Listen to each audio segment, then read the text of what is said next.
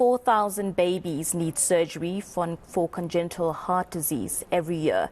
Sadly, only about 800 have access to the life-saving procedure. That's where Young Hearts Africa steps in. It raises funds to give the most vulnerable a chance at life. Let's discuss this with its founder, Dr. Wilhelm Lichtenberg, or as he's better known, the singing surgeon. Good morning to you, Doctor. Thank you very much for making time to join us here on the South African Morning. I think let's start by you telling us a little bit about the Young Hearts Africa Foundation and the work that you do there.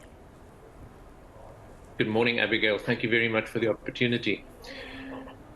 Well, the Young Hearts Africa Foundation was founded for exactly the reason that you mentioned.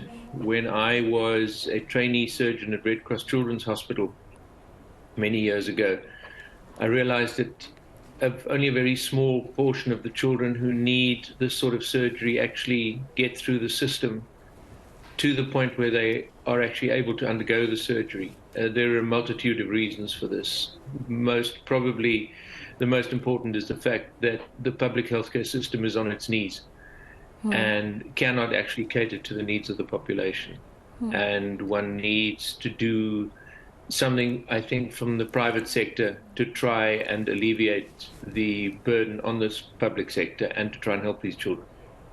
Doctor, let's expand on the concept of congenital heart disease and what exactly that entails. Congenital heart disease or heart defects are the most common congenital defect. We have about 15,000 children a year who are born with congenital heart defects. And that can be a range of pathological entities from the better known, I suppose, hole in the heart to valve defects to portions of the heart that don't develop properly. There's a whole plethora of pathological entities.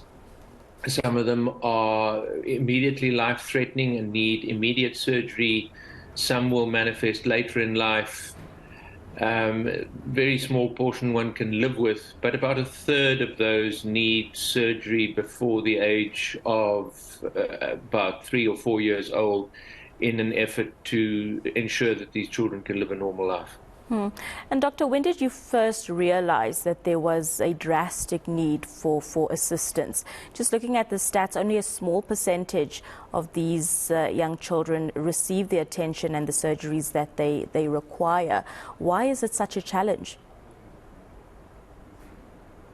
Well, as I said, there were two questions in there. When did I realize? I didn't realize that it's been a known fact for a long time. And I was just particularly touched by an incident while I was a young trainee surgeon when I had to tell a mother one evening that her daughter hadn't made it through surgery. And I'll never forget the expression on that woman's face. And I thought that stayed with me. And through a series of circumstances, I managed to get some people together who helped me raise this foundation. I forget the second part of your question now, forgive me.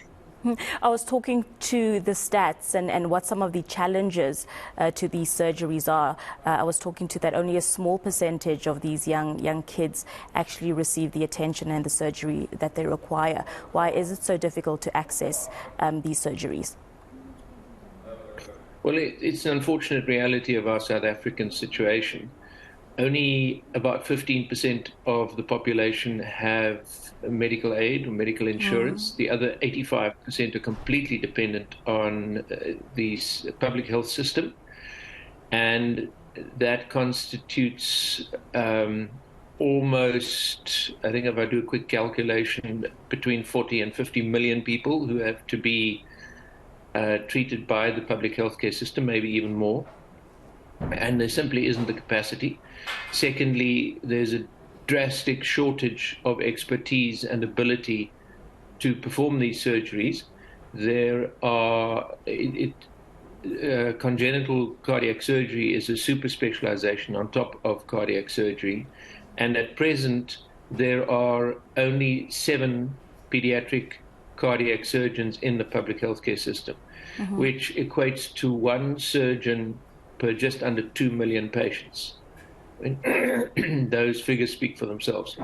Yeah, Doctor, I was reading up, and one of the points in the information that you shared was the links that poverty and unemployment and the impact that poverty and unemployment inequality has on the higher incidences of this disease. Just talk us through the impact that unemployment, inequality and poverty has on this.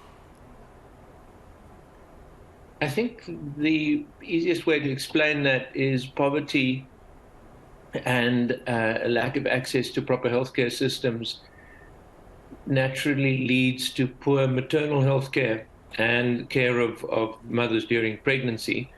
And when the pregnant mother is ill, the chances of her child, her unborn baby, developing problems and being born with congenital defects is that much higher.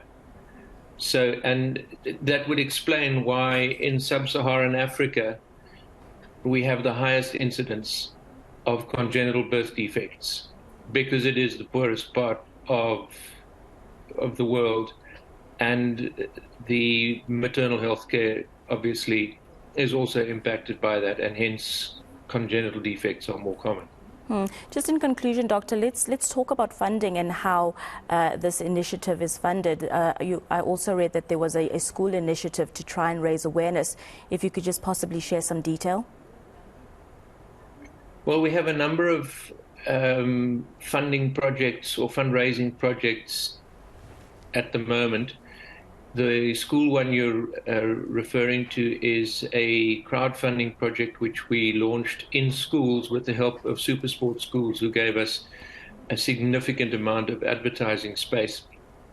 And we're hoping to spread the awareness via that platform and make the public aware and get the schools, the learner-driven crowdfunding project, so that we can keep the current surgical program which we have running at the Red Cross Children's Hospital in Cape Town going.